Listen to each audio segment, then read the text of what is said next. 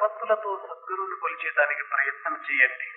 ఎందుకంటే భక్తి కావాలి. భక్తులు అంటేనే భక్తితో కూడినటువంటి వాళ్ళు అని.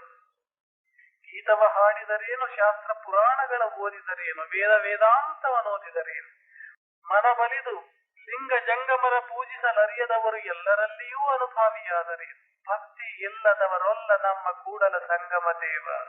భక్తి లేనటువంటి వాళ్ళని ఎవరు యా గురువు ఒప్పుకోడు, యా దేవుడు ఒప్పుకోడు. కాబట్టి మనలో ముఖ్యంగా కావాల్సింది భక్తి. అందువల్ల మీకు అనుకూలమైనటువంటి సమయం ఏర్పాటు చేసుకొని సద్గురునాథుని యొక్క ధ్యానాన్ని మరవకుండా చేయండి. స్వామి ఎక్కడ స్వామి ఈ వ్యవహారంలో పడి అంతా మేము ఎక్కడ ధ్యానం చేసేకవుతుంది? లేచినప్పటి నుంచి పండుకునేంత వరకు ఇదే రాత్రంతం దీంట్లో ఉంటుంది. ఆ వ్యాపారం చూడు, ఆ పొలం చూడు, ఈ ఆఫీస్ పో, ఆ పని చేయి, ఈ పని చేయి, అంతా చేసేదానికి ఉంది. గురువుకు ఒక అర్ధగంట గంట నీవు గురు ధ్యానం చేసేదానికి లేదు అంటే సిగ్గుచేటు. అన్ని చేరాని పనులు చేస్తున్నాడు, అయినా మళ్ళా టైం లేదు అంటే. ವ್ಯಾಸಂಗಕ್ಕೆ ಸಮಯವಿಲ್ಲ, ಸತ್ಸಂಗಕ್ಕೆ ಸಮಯವಿಲ್ಲ, ನಾಡು ನುಡಿ ನಾಡಿಗರ ಸೇವೆಗೆ ಸಮಯವಿಲ್ಲ.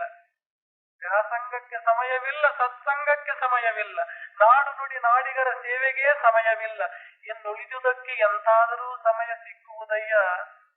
ಜೂಜಿಗೆ, ಜಿದ್ದಿಗೆ, ಚಾಡಿಗೆ, ಕೇಡಿಗೆ, ನಿಂದಿಗೆ, ಸಿಂದೆಗೆ, ಎಲ್ಲ ದುರ್ವ್ಯಸನ ದುರ್ವ್ಯಾಪಾರಗಳಿಗೂ ಸಮಯವಿದೆ. ನಿನ್ನ ಮಕ್ಕಳಿಗೆ ಆಗಿ ಒಳತಿಗೆ ಬಾಗಿ సత్కర్మದಲ್ಲಿ మాగి నిన్నెడಗೆ సాగలు సమయమిల్లవయ్య. చేయరాని పనులు చేసేదానికి మాకు టైం ఉంది.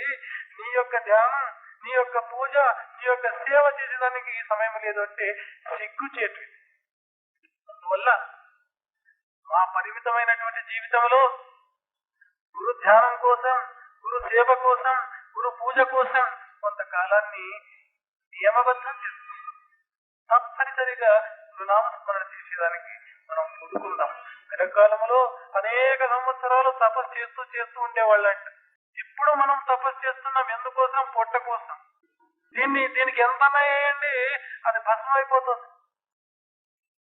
దీనికి అంటారు ಒಟ್ಟೆಂದ್ರೆ ಹೆಂಗಂದ್ರೆ ತಳಹರಿದ ಚೀಲ అంటారు. లోపల చిరిగింటుంది, అది కింద ఎంతనే కారుతా ఉంటుంది. ఆ కడుపు కూడా అటువంటిదంట. కాబట్టి దీన్ని చక్కగా అర్థం చేసుకొని మహాత్ముల యొక్క సేవ చేసేదానికి ప్రయత్నం